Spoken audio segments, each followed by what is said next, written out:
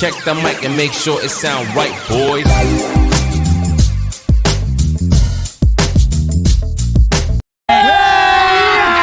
अभी मजा आएगा ना भिड़ो। भारत का संविधान के अंतर्गत आता है मौलिक अधिकार। तो आज हम जानने वाले हैं मौलिक अधिकार के बारे में।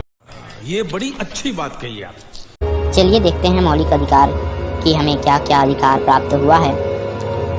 संविधान नामक दस्तावेज सरकार की शक्तियों पर अंकुश रखकर एक ऐसी प्रजातांत्रिक व्यवस्था की स्थापना करती है जिसमें सभी व्यक्तियों को कुछ अधिकार प्राप्त होते हैं। संविधान में उन अधिकारों को सूचीबद्ध किया गया है जिन्हें सुरक्षा देनी थी और उन्हें मौलिक अधिकारों की संज्ञा दी गई। मौलिक अधिकार इतने महत्वपूर्ण हैं कि संविधान स्वयं यह सुनिश्चित करता है कि सरकार भी उसका उल्लंघन न कर सके। भारत का संविधान 6 मौलिक अधिकारों की गारंटी देता है। जो मौलिक अधिकार हैं वे हमें 6 मौलिक अधिकारों की गारंटी देता है, जिसमें पहला है समानता का अधिकार।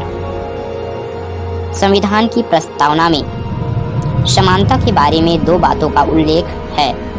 पहला, प्रतिष्ठा की समानता, दूसरा अवसर की समानता।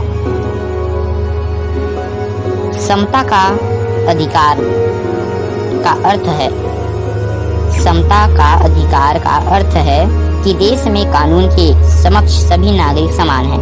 अर्थात हमारे देश का कानून धर्म, लिंग, जाति, रंग और मत के आधार पर कोई भेदभाव नहीं करता। किसी को भी सार्वजनिक स्थलों जैसे अस्पताल, दुकान, होटल, कुआं, पनघट, स्कूल, कॉलेज, मंदिर, दर्शनीय स्थल, इमारतों, पर्यटन स्थल में प्रवेश एवं इस्तेमाल करने से नहीं रोका जा सकता। संविधान ने अस्पृश्यता को समाप्त कर दिया है। अस्पृश्यता कानून द्वारा दंडनीय अपराध है। उदाहरण, यदि किसी पूंजीपति या कुलीन को किसी अपराध का दोषी पाया जाता है तो उसे वही दंड दिया जाता है जो सामान्य व्यक्ति को दिया जाता है। कोई भी व्यक्ति अपने पद या पृष्ठभूमि के कारण विशेष व्यवहार का दावा नहीं कर सकता। दूसरा है स्वतंत्रता का अधिकार। स्वतंत्रता का अर्थ है चिंतन, अभिव्यक्ति और कार्य करने की स्वतंत्रता। स्वतंत्रता का यह अर्थ नहीं है कि हम जैसा चाहे वैसा करने लगे। अतः स्वतंत्रता को इस प्रकार से परिभाषित किया जा सकता है कि बिना किसी की स्वतंत्रता को नुकसान पहुंचाए कानून व्यवस्था को बिना ठेस पहुंचाए प्रत्येक व्यक्ति अपनी अपनी स्वतंत्रता का आनंद ले सके। स्वतंत्रता का अधिकार भारतीय नागरिकों को 6 आधारभूत स्वतंत्रता की गारंटी देता है। पहला, प्रत्येक भारतीय अपने विचारों को स्वतंत्रता पूर्वक व्यक्त कर सकता है। दूसरा, शांतिपूर्ण तथा बिना हथियार के एकत्र होकर जन सभा कर सकता है। तीसरा, संस्था या संघ बना सकता है। चौथा, शांतिपूर्वक व स्वतंत्रता पूर्वक भ्रमण कर सकता है या भारत के किसी भाग में जा सकता है। पांचवा, भारत के किसी भी भाग में रह अथवा बस सकता है। छठवां, भारत में कहीं भी नौकरी अथवा व्यापार कर सकता है। इन अधिकारों के अतिरिक्त शिक्षा की अधिकार सहित प्राण तथा दैहिक स्वतंत्रता की संरक्षण का अधिकार भी है।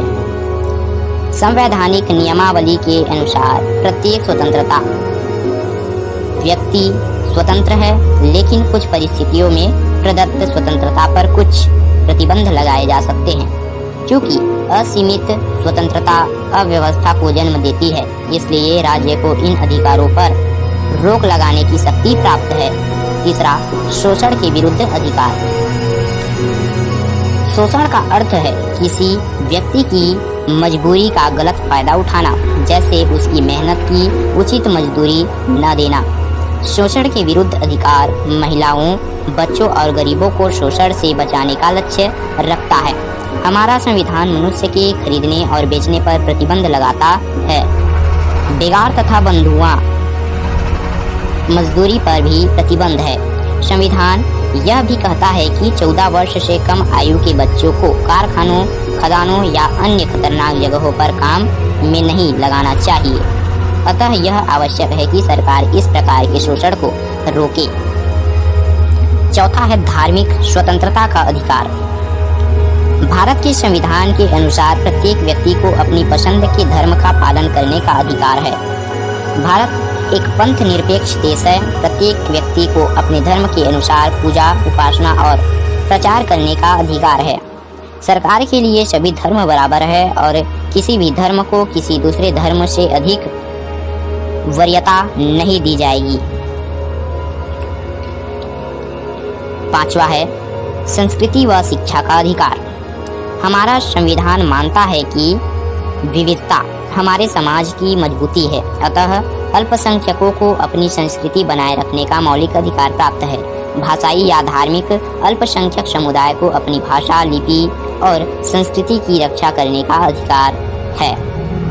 भारत की ये शैक्षिक संस्थाएं स्थापित और संचालित कर सकते हैं। शिक्षण संस्थाओं को वित्तीय अनुदान देने के मामले में भी सरकार भेदभाव नहीं करेगी।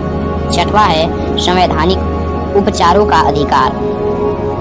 नागरिकों को अधिकार देना ही पर्याप्त नहीं है, यह देखना भी उतना ही महत्वपूर्ण है कि सरकार हमारे अधिकारों की रक्षा और सम्मान करे। यदि किसी नागरिक को मौलिक अधिकार नहीं दिया जाए या बिना किसी कारण सरकार उसके विरुद्ध सख्ती या अन्यायपूर्ण प्रयोग करती है, तो ऐसे स्थिति में संविधान प्रत्येक व्यक्ति को यह अधिकार देता है कि वह अपने अधिकारों को लागू करवाने के लिए उच्च न्यायालय या उच्चतम न्यायालय जा सकता है। जय हिंद, जय भारत। मिलते हैं अगले वीडियो पर, तब के लिए bye bye, tata, good, गया।